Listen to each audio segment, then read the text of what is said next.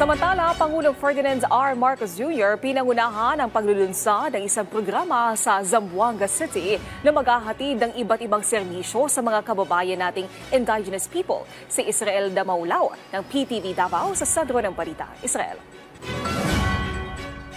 Naomi, aabot sa mahigit 400 na mga benepisaryo ang tumalo at nakatanggap ng tulong at serbisyo na inihandog ng Pangulong Ferdinand R. Marcos Jr.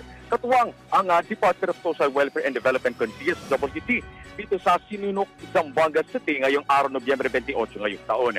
Kung saan nagtipon-tipon ng mga indigenous people con IT communities tulad ng Sama Badjao, Siakan at iba pa dito sa isang covered court sa Sinunok para sa isinagawang karaban na handog ng Pangulo, tulong at serbisyo para sa indigenous people community.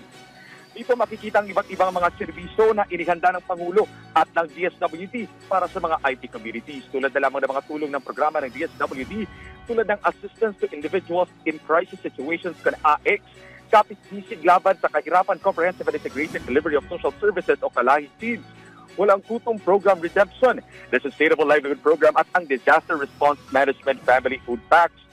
Magbibigay din ang Pangulo at ang DSWD ng 30 na mga fishing boat, kasali na dyan ang mga fishing accessories para sa mga mahigit 150 na mga mangingisda. At ang formal din na pag-turnover ng bagong inagura na Road Improvement Sub-Project sa Puro 4 Araneta Drive na inaasang makakabenepisyo ng mahigit 5,000 na mga household sa barangay.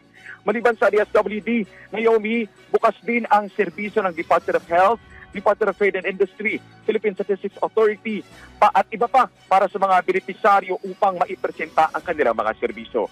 Sa pagdating ng Pangulo at ang DSWD Secretary Rex Gatchalian, kanina layunin dito na personal na maiabot ang tulong para sa mga IT communities dito sa Zamboanga City upang mapalakas ang tulong sa komunidad. Yan muna ang latest update dito sa Zamboanga City. Ako, si Israel Damaulao para sa Pambansang TV sa Bagong Pilipinas.